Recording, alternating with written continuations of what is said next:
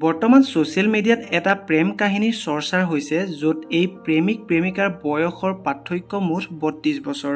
কেৱল এয়াই নহয়, এওঁলোকৰ মাজত আছিল শিক্ষক আৰু ছাত্ৰীৰ সম্পৰ্ক। সম্পূৰ্ণ এই প্ৰেম কাহিনীটো বাৰু আপোনালোকৰ জানিবলৈ মন যোৱা নাইনে? এই ভিডিঅ'টিৰ জৰিয়তে আপোনালোকক সবিশেষ জনাবলৈ চেষ্টা কৰিম, গতিকে ভিডিঅ'টো স্ক্ৰিপ্ট নকৰাকৈ শেষলৈকে চাই থাকিব। আৰু যিসকলে আমাৰ চেনেলটো নতুনকৈ চাই আছে তেওঁলোকে প্লিজ ছাবস্ক্ৰাইব কৰি কাষত থকা বেল আইকনটো প্ৰেছ কৰি ল'ব।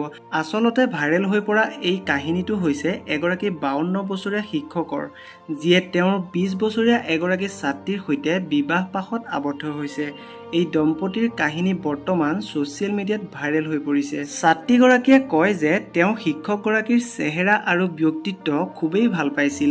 32 বছৰৰ পাৰ্থক্যৰ পিছতো দুয়োজনে বিয়া কৰোৱাৰ সিদ্ধান্তও লৈছিল। যদিও আত্মীয়ই এই বিষয়টোৰ ওপৰত বহু আপত্তি উত্থাপন কৰিছিল, কিন্তু তথাপিও দুয়োজনে এক হোৱাৰ সিদ্ধান্ত লৈছিল। এই প্ৰেম কাহিনীটো চুবুৰীয়া দেশ পাকিস্তানৰ, য'ত তেওঁলোকৰ কাহিনীটো এজন ইউটিউবাৰে চৰ্চালৈ আনিছে।